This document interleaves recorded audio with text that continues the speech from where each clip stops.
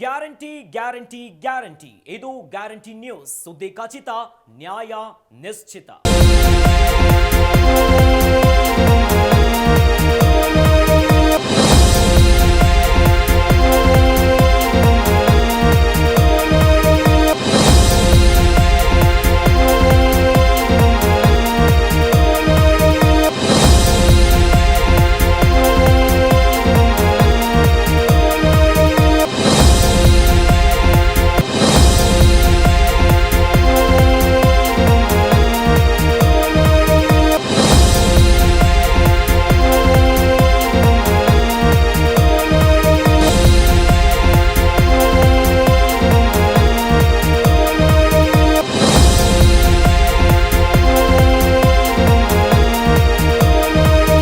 ರೇವಣ್ಣ ಕುಟುಂಬದ ಪಾಲಿಗೆ Friday big day.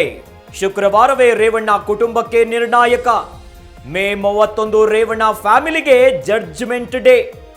ಶುಕ್ರವಾರ ಭಾರತಕ್ಕೆ ಪ್ರಜ್ವಲ್ ರೇವಣ್ಣ ವಾಪಸ್. ಅಂದೇ ಪ್ರಜ್ವಲ್ ನಿರೀಕ್ಷಣಾ ಜಾಮೀನು ಅರ್ಜಿ ವಿಚಾರಣೆಯಾಗುತ್ತೆ. ಜೊತೆ ಅದೇ ದಿನ ಭವಾನಿ ಜಾಮೀನು ಭವಿಷ್ಯ ಕೂಡ ನಿರ್ಧಾರ. ಶುಕ್ರವಾರ ಶುಭವಾಗುತ್ತಾ, ಬ್ಲ್ಯಾಕ್ ಫ್ರೈಡೇ ಆಗುತ್ತಾ? ನಿರ್ಣಾಯಕ ಘಟ್ಟ ತಲುಪಿದ ಪೆನ್ ಡ್ರೈವ್ ಪ್ರಹಸನ.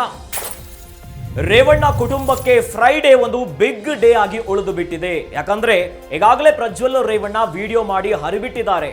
31ನೇ ತಾರೀಕು ಭಾರತಕ್ಕೆ ಬರ್ತೀನಿ, SIT ಅಧಿಕಾರಿಗಳ ಮುಂದೆ ನಿಲ್ಲುತ್ತೀನಿ ಅಂತ ವಿಡಿಯೋವನ್ನ ಮಾಡಿದ್ರು. ಇನ್ನು ಇದೇ ವಿಚಾರಕ್ಕೆ ಸಂಬಂಧಪಟ್ಟಂತೆ ರೇವಣ್ಣ ಕುಟುಂಬಕ್ಕೆ 31ನೇ ತಾರೀಕು ಮಹತ್ವದ ದಿನವಾಗಿದೆ, ನಿರ್ಣಾಯಕ ದಿನವಾಗಿ ಕಾಣ್ತಾ ಇದೆ.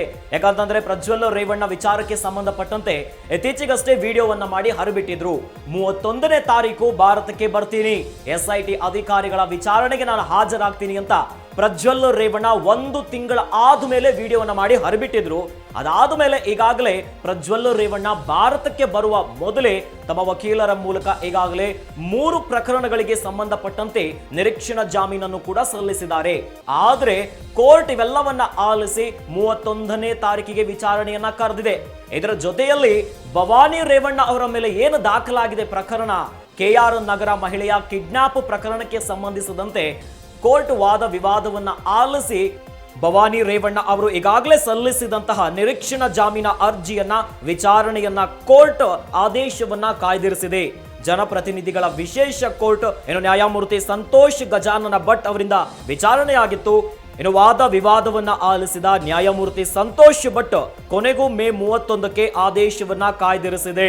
ಹೀಗಾಗಿ ರೇವಣ್ಣ ಕುಟುಂಬಕ್ಕೆ ಮೇ 31ನೇ ತಾರೀಕು ಮಹತ್ವದ ದಿನವಾಗಿ ಕಾಣ್ತಾ ಇದೆ.